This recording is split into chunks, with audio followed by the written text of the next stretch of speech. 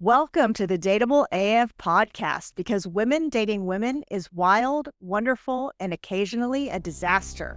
I'm your host, Dr. Sarah Kyle, a therapist in private practice. And I'm your co-host, Rachel Howell, researcher extraordinaire.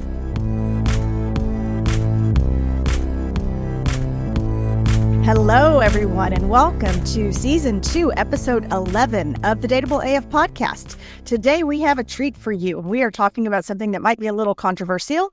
Our topic is Open for Business, a discussion of ethical non-monogamy.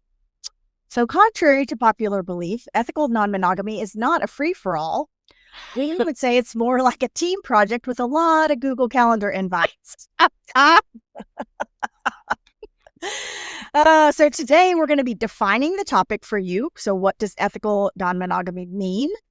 Who does it work for? And why it's not just about sex, but it's more about honesty, structure, and emotional growth. I don't know. Laughs. I don't know where to start on this one because it makes me want to be very mischievous. And as the audience knows, it's pretty easy for me to do. As we discussed, Rachel might be in prison before this episode gets recorded. So if y'all been listening, you know the details of that. Anyway. So common misconceptions. It's just an excuse to cheat. Yeah. Sometimes people think that being non-monogamous is just an excuse to cheat on your partner. It is not that. And we're going to explain why. We also believe that if you're in an open relationship, it means you don't get jealous. Absolutely not true. And also, it never works long term. And that one's interesting because I know you've talked about that you've not had a lot of, you've not seen a lot of success from your clients that have come in who are trying to have that type of open relationship. Yes. Yep. I'll get a little more into that because I think there are some.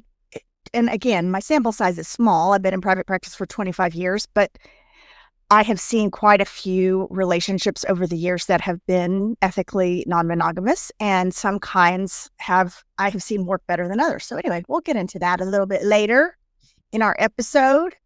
Well, there's a term that had showed up was consensually non-monogamous, and I'm assuming that's the same thing as ethically non-monogamous. Yes. Yes, because if you think about it, a lot of people are in non-monogamous relationships, but their partner just doesn't know about it. We like to call that cheating. Oh, I know. I guilty as charged. Well, we don't have to talk about our personal experiences here, But yeah, so I mean, a lot of people might say that they're in an open relationship, but their partner doesn't know it. So that is not an ethically non-monogamous relationship. So let's talk about the definition of ethical non-monogamy. So any relationship structure where all partners agree that romantic or sexual connections with others are okay and everyone knows about it. Yes. So the key parts to this are all partners agree and everyone knows about it. So if anyone in that structure is not fully clued in, then the practice is not considered ethical non-monogamy. So I have some research about the percentage of folks that participate in said activities. Okay, I want to hear it. So approximately 3 to 7% of the population out there is practicing consensual non-monogamy. Okay. Is that just in general? In general. Okay. In general. Right. And 25% of couples out there have had past experiences, or people have had past experiences in relationships and them not being monogamous. Okay, so that indicates that quite a few people have tried it, and for whatever reason, they're not participating in it right now. Right. Okay, that makes sense. Yeah. So I would like to talk a little bit about the different types of open relationships. So if you think about open relationships as an umbrella, the umbrella of open relationships just means that one or both partners can date other people or sleep with other people. or engage sexually with other people. So that's just any time that there is romantic or sexual connection with someone outside of the primary partnership, that is considered an open relationship. Now, under that umbrella, there are different types of open relationships. So one of those is called polyamory. And in polyamory, you love or you maintain relationships with multiple people. And those relationships often have emotional depth to them. So this isn't just you're going out and having a sexual encounter with somebody. This is you have a primary partner, and then you also have a secondary or maybe tertiary partner. And that means that you have actual relationships with those people. Sexual And romantic, often romantic. So I'm thinking of, I don't even have to say anything about a specific client. So this might be, I live with my partner, and every Monday, Wednesday, Friday, I go spend the night with my secondary partner, or I have dates with my secondary partner. And I've had relationships where let me say that. Just kidding, Joe. I couldn't wait for that one. Like, all right, here we go. You're a cell. I have had clients with relationships where they were actually planning retirement with more than one person. So they would have a retirement account with their primary partner, and then they would have another retirement account with their secondary partner, or they would have a vacation home with one partner and they would have a separate vacation home with another partner. So this really looks like you're maintaining more than one actual relationship. Wait, before you go on with that. Yes. Do you have questions? Because if you can see, I'm squinting into the screen. Yes. Having one relationship with a woman can just put you over the barrel and be very... Can you imagine having one on the MWF and then you have another one on the Tuesday, Thursday, and then maybe a third one on the weekends or something? I mean, it's a lot. It is a lot to manage. I will tell you that. And it is not easy to pull this off successfully, but we'll get into that part more. So polyamory, that is one type of open relationship. There is another type of open relationship. And for some reason, this term just sounds, I don't care for the term, but it's what we call it, swinging. I just picture like 70s bars with a lot of disco lights or something and shirtless, hairy men, or I don't know. That's what comes to mind when I think of that term. But swinging is basically, I have one partner that I engage, that is my primary and only partner. But sometimes my partner and I engage in sexual activity with other people, and it is consensual. So that might mean you and your partner go out, you see someone hot at the bar, you pick up that person, you take them home, you have sex with them, and then you move on. So there's not really the romantic component in swinging. It's just more of a sexual diversion, shall we say. So there is a third type of ethical non-monogamy that I'm not that familiar with, but it's called relationship anarchy. So basically, this means that there are no rules. So there's no hierarchy, there's no primary partner, no secondary partner. Everybody kind of defines their own boundaries, but it does involve being sexual and romantic with more than one person, or at least being open to the potential of that. So you're not sort of nesting with one person primarily, and then you have a person on the side. It's just everyone's sort of equal in that. But in all of these, the thing that I want to emphasize is the ethical part means that everyone's honest with each other, that everyone's consenting, and everyone's communicating openly with each other. So I'd like to go back first to the swinging, because I Okay. I can see that has a lot of questions about this whole thing. So that one, I will say, what I envision with that term is like that, the woman on a trapeze, swinging. Oh, yeah. From okay. Yeah. It can involve that. That's my picture. As long as it makes sense. There can be a trapeze. But For those of you, if you're an Austin listener, I do believe we have a part of town that caters to the swingers. That I don't know. I've personally not experienced, but my understanding is that they. I feel like there might be some liability in mentioning this, but I don't know.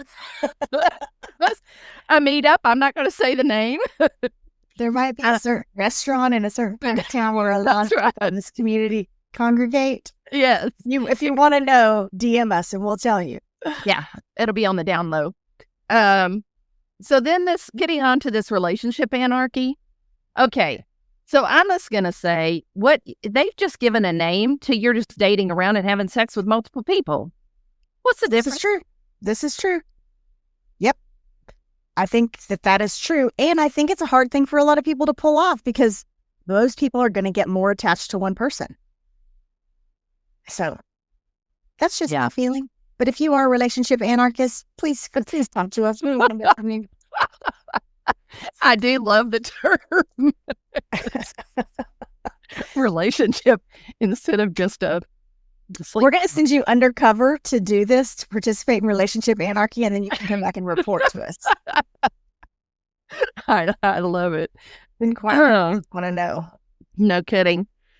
Well, Dr. Kyle, I really do appreciate you clarifying these terms for us. It was very enlightening to me as well, and it made my head hurt thinking about all these variations of things that are possibilities. Really would have been greater possibilities for a younger person than myself, but anyway. You just don't have the energy for it now. Very tired. Just listening to it made me extremely tired. You're not even sure you have the energy for one relationship right now, I think. I was just like, oh my God, my head was spinning. And made me think about while you were talking about it, texting, as we know that you can get yourself in trouble texting these days. Mm-hmm. And I can see where you could potentially end up in some crossover texts that would be.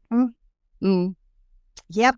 And my understanding is you can't withdraw once they get out there. Once somebody's read it, you can't take it back.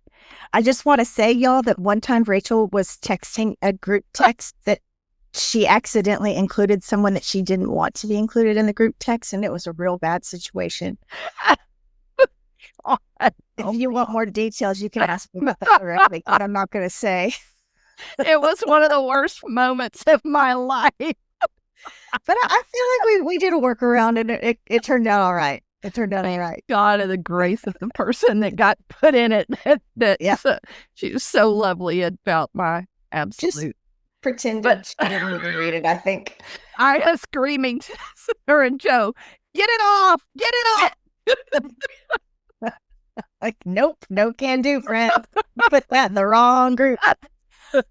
That was not a situation that had anything to do with ethical non-monogamy, I just want to say. But it didn't. But I could see where that would happen with you could get your Monday, Wednesday, Friday person confused with your Tuesday, Thursday person. Yeah, weekend person. Very bad. Very bad. Well, let's talk about why someone might choose ethical non-monogamy. Why would somebody want to be in an open relationship? Well, the obvious to me would be variety, exploration. You're just the type of person that likes different opportunities. Mix it up. Yes, that is the main thing, I think, is that people have this idea about getting in a rut, getting stuck. I'm never going to have sex with anyone else for the rest of my life because I've married this person. So yes, I think people just want some variety in that. I think there's also a segment of the population that believes that love isn't finite, that we have the capacity to love and be in relationships with more than one person. Yeah, I don't feel judgmental about that one. I've often been curious about that. And also as a single person who has done some dating, I've wondered about that later in life, but I still don't, it's an interesting concept. Yeah. So you said it could get messy. Yeah. Oh, there are many, many ways this can get messy. I can talk to you about some of those. So one of the reasons that I see people deciding to open their relationship, and I have mixed feelings about this one, is that when two two partners have different sex drives or different sexual needs, this one can get a little bit tricky because no two partners have exactly the same level of drive. It's called mixed drive. And I think that saying, I want more sex than you, therefore I'm going to go get it somewhere else, that can get really dicey. Or saying, I don't want to have sex with you and you want sex, so you should go get it somewhere else. So we can talk about more specifics about that, but that is one of the reasons people decide to open their relationship. Yeah, that one too, I could see where that would be very tricky. I do believe that there are some people who can approach sex in a, say, maybe a little more clinical fashion, or don't have to have a deep emotional attachment, and others who really need that to make that really what they want. Yep. And you just need to know which type of person you are, because if you're the first person, you can probably pull that off. If you're the other person, going to get in trouble. It's a little more difficult, right? Especially if you start out thinking that you're swinging, we'll go back to that term, that you're just going to have casual sex with someone, and you realize that you are not someone who can have casual sex. That can go south real quick because you engage in sexual activity with someone, and then pretty soon you're falling in love with them, and then that can take a toll on your primary relationship. So anyway, there's so many potential pitfalls here. So I think sometimes too, people broach the subject of opening their relationship because they have developed an attraction to someone. And the idea is, I'd rather have an awkward conversation with my partner than a secret, or I'd rather have a difficult conversation than have an affair. So that can be a reason why people decide to bring up the subject of non-monogamy with their partner. Ooh, that one is also, that has all sorts of implications, because once you put it out there, you can't take it back. You can't take it back. And the potential response that your partner's going to have could be pretty rough, and then you've got to work through that. So anyway, I don't know. I see a lot of pitfalls, and so I have a little bit more research I'd like to add into this right now as we begin to explore some of these misconceptions and myths about some of this. Okay. One of the things that when I was reading about this that I think is interesting to consider in this conversation is you've talked a lot about the fact that you haven't seen a lot of success with people doing variations of this to spice up their intimate relationship. There's a lot in the research that talked about the fact that the biggest problem around it in many ways was the stigma from other people about it. And so not necessarily what was happening within the non-monogamous situation, but the responses that they were getting from the outside world about what they were doing and how it made them feel. Like maybe they were feeling like they were doing something they shouldn't be doing, or it wasn't going to work, or it was going to go bad. Anyway, I just want to float that out there because that came out pretty strong in one of the studies I looked at. The other thing I found was that 96% of participants of this study that was pretty significant, 96% of the participants that expected to be in a monogamous relationship, okay, only 30% of those explicitly expressed those expectations. So in other words, I'm going into a relationship with someone and I assume it's going to be monogamous and I want it to be monogamous, but I'm not going to say that out loud. Maybe because I don't think it needs to be said. Exactly. Okay. And so, and so I think that's kind of interesting because I can see where that would be the case. I think a lot of us do go in and you think, okay, we're all on the same page here, and it's just not something that you discuss, assuming that you both feel that way. And I thought that was a pretty big percentage of folks. Within that, and then lesbians are, and bi women in particular, have a higher rate of non-monogamous relationships than hetero women do. Really? That is so surprising to me. Yep.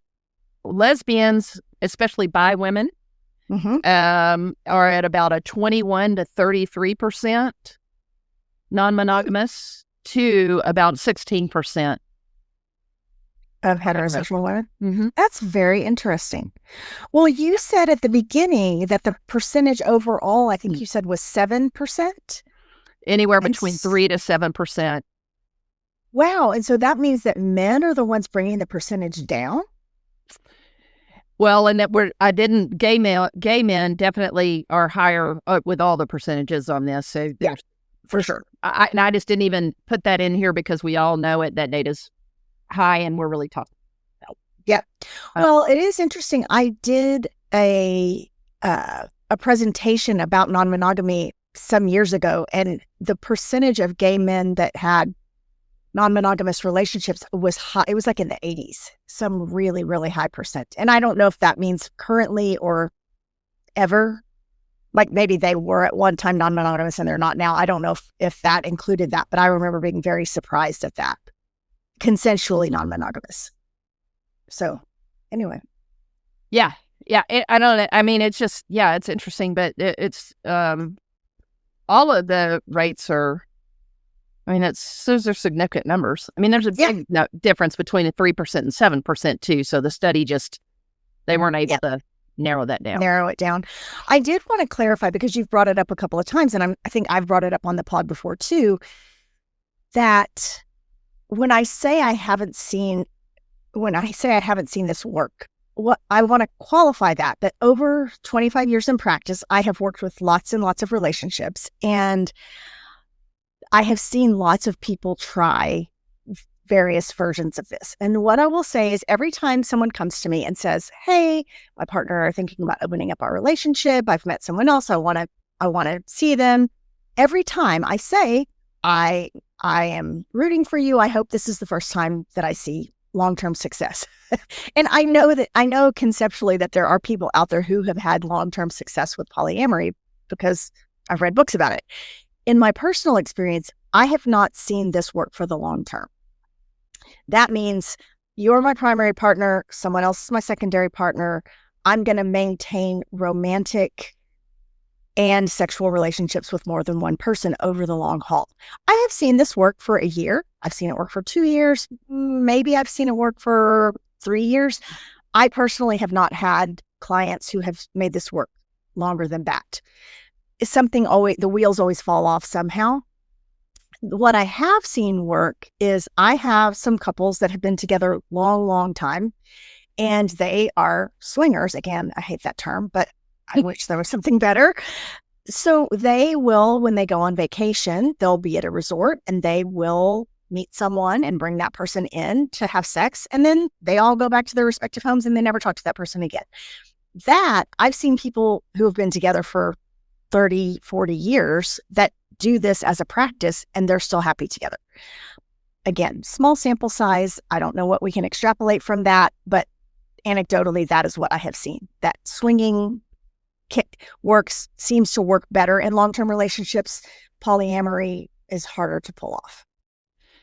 A couple of thoughts come to mind. One is that if they're in your office, question I would have is, are they trying to do something? Their relationship is broken in a way that what they're trying to throw at it is actually not the right solution. So great question. Yeah. So that exploration would be, okay, are they coming up with something that they think is the thing, but it's actually not the thing that they need to be working on? So yes. I could see where once they get in your office, there's probably them adding another person in the relationship is probably not the answer to what's going on. Well, okay. I want to sort of bust that myth, because you are 100% correct. And I'm saying this to all of our listeners out there. If your relationship is in trouble or struggling or in any way on the rocks, and you think that opening the relationship up is going to fix something, You are sadly mistaken, because that's like saying, we're really unhappy. I think we should have a baby. No, friend, that is not what's going to fix it. That is going to break it more. So opening up your relationship is not going to fix anything. The couples that I'm referring to, I'm thinking of one in particular that came to me and said, we had an open relationship before, and for various reasons, we closed the relationship back up. And now we're thinking of opening it again. And we want to just talk through that with you before we decide to make a move on that. So they weren't struggling. Nothing was wrong. They just wanted to talk through it with a neutral third party before they made that decision.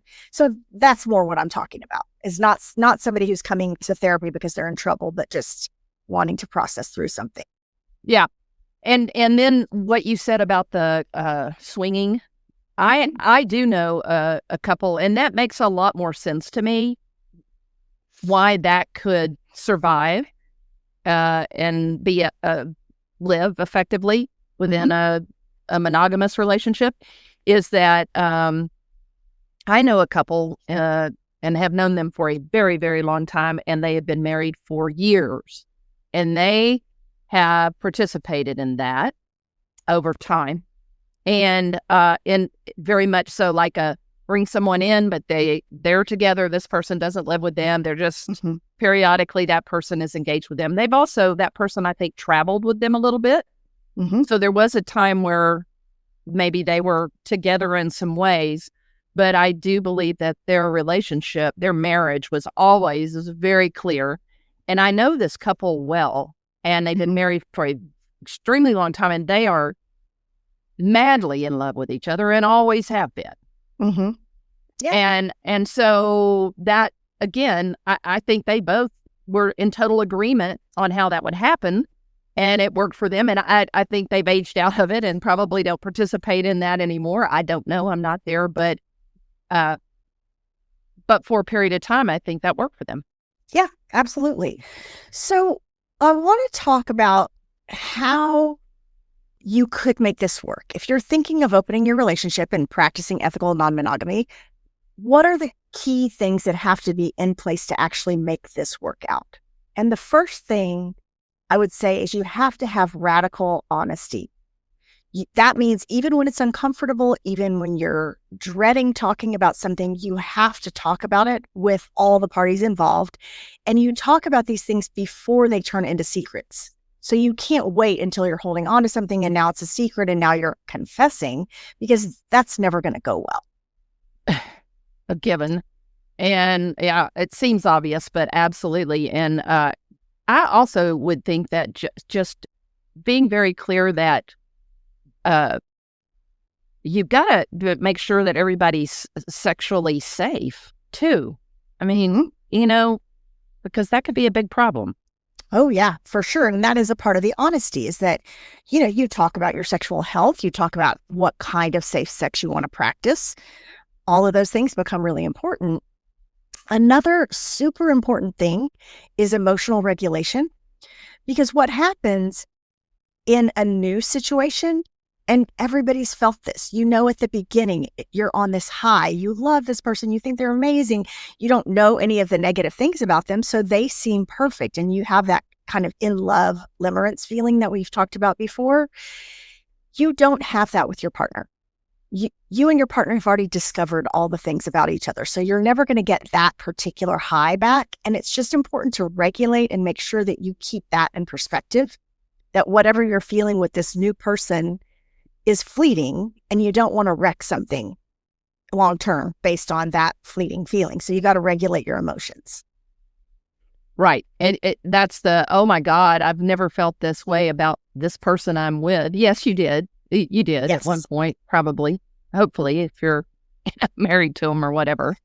Yes, for sure. And that jealousy is going to be a normal part of the process. I have never seen an open relationship where someone didn't feel a little bit of jealousy, but the key is that you have to talk about it. You have to be honest about what's happening. And if you let that jealousy morph into controlling the other person's behavior, it's not going to go well. Nope. Never does. Never does. And the boundaries and agreements, that to me is also key, that if you've made agreements, like, for example, if you've said, hey, we're all okay with bringing this other person in periodically, but we're only going to see them together. We're never going to split off and see them separately. Then you need to hold to that, because based on some things we know, if you sneak off and see one of them separately, it could go bad. And this doesn't have anything to do with the experience me and Sarah have had. I'm just going to say that. Nope. We have a Monique or a Veronica that we know who, well, let's just say it's problematic. There might have been a little problem with it. Yeah. And also just knowing what's okay and what's not. So you brought up the practice of, sexual health or safe sex. If you agree that you're going to only have safe sex with someone, you have to hold that boundary or hold that agreement, because you're putting someone else's health in jeopardy if you don't do that. So just making sure that you're talking a lot about what you're agreeing to, what's okay, what boundaries you need to set for yourself, and keeping any agreements that you make. Scheduling and communication. You're my Monday, Wednesday, Friday girl. Don't mix it up. Don't mix it up. Yeah. You have to know. Yeah. Because if you're in an open relationship, you have to make sure you're giving appropriate time to the parties that are involved, and being really clear about what the schedule is, being really clear about how you're communicating, and use that Google Calendar, people. Yeah. And then to that information that I was sharing earlier, I really do think we can oftentimes be pretty judgmental. And I think that if people that are participating in open non-monogamous relationships, honest non-monogamous relationships, that they need to find like kind of people who don't judge them, maybe not other people that are doing exactly what they're doing. But for those of us sitting on this side of it, I think we also need to think about that and make sure that we don't lay down some additional judgment on that. Personally, I just would want to hear more about it myself. Very curious.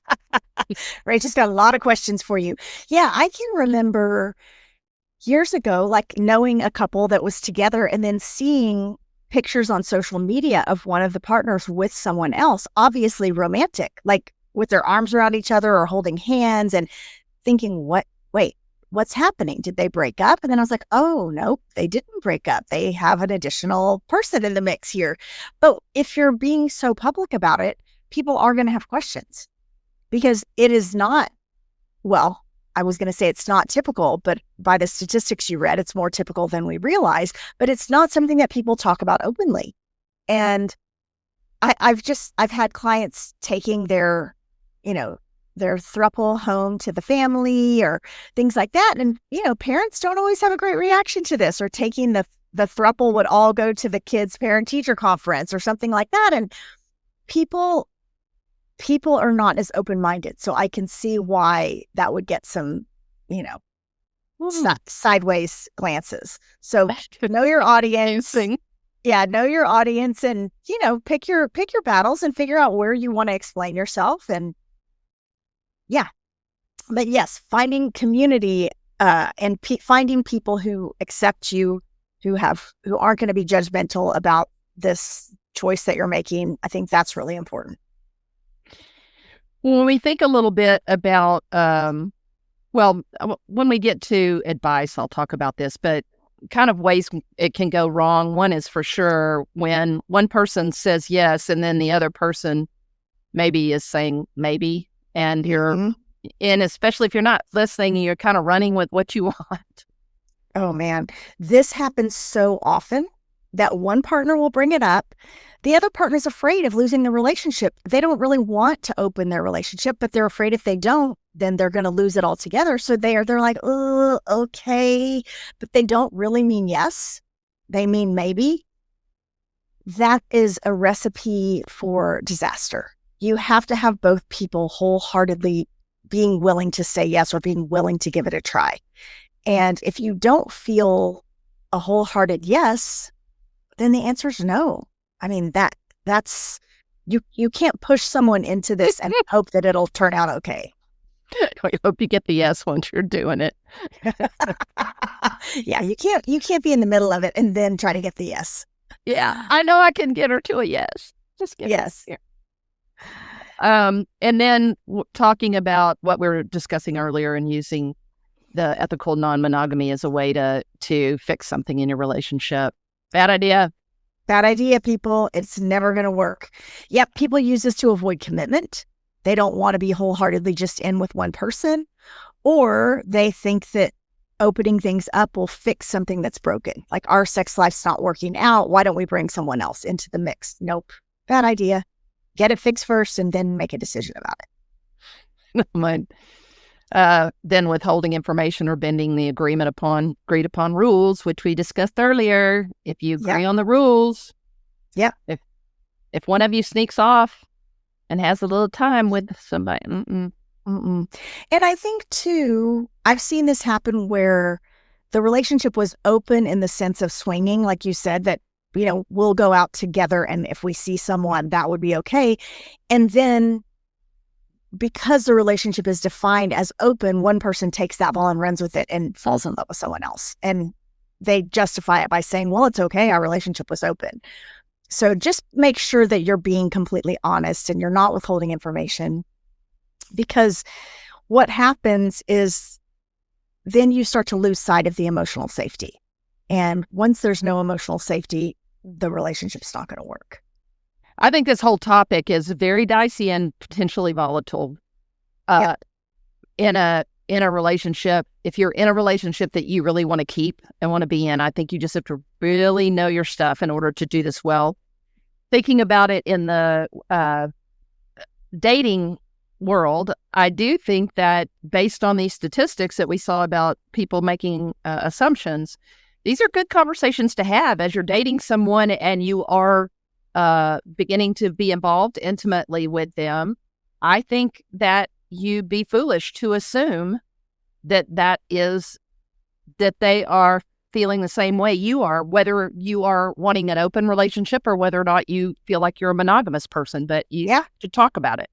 Yeah, I mean, according to your statistics, there's a very high percentage of people, it's like 30% of people make the wrong assumption. So yes, you should definitely talk about it beforehand. Before anything physical happens, for sure. Like you can't step outside your relationship and then talk about opening up your relationship. So you want to make sure you're talking prolifically before anything physical happens. Yeah. And again, the advice of making sure that your relationship is in a solid place before you open it up. Yes. Yes. Opening your relationship is not a way to fix a struggling relationship. Like we cannot emphasize that enough. So yes, if you and your partner are solid, everything's great, and you want to do something spicy, then talk about it if you want to. But don't look at this as a fix for anything. Which goes to start slow, and there are no prizes for the most partners. You get a prize. You get a prize. Hey. Like, did I win? I got the most partners. Yeah. And I think just being really clear with yourself about why you want this. What do you think this is going to bring? What are you hoping to experience? What are you hoping to learn from this? And being clear with yourself so that you can talk to your partner about that. Yeah. And let me just be clear that when we say partners, I consider a partner as somebody that you have committed to as a partner. That's not the same as just people you're dated. No, 100%. Agreed. Yes, agreed. If you've been on a couple dates with somebody, that is not considered your partner. In the big scheme, though, I want you to remember that ethical non-monogamy is always optional. So if you feel like you're getting railroaded into it, or if somehow your partner brings it up and it just feels wrong for you, it's okay. Like that is perfectly valid. Yeah. And non-monogamy isn't a new thing. It's been around for a long time. It's been around for a long time. We're bringing it light of day. Yep.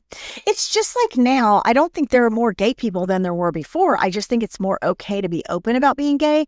Same thing with non-monogamy. People have always practiced this. If you think there were books written in the 70s about non-monogamous lifestyles, And it was going on way before that too. But I think just now it's finally being discussed openly and it's finally being discussed ethically. Well, should we come to a close here on this very interesting topic? Very dicey topic. Yes. And in closing, I do want to say that the ethical part of this matters more than the non-monogamous part. You want to always handle this consciously, thoughtfully, ethically, if it's something that you're thinking of entering into.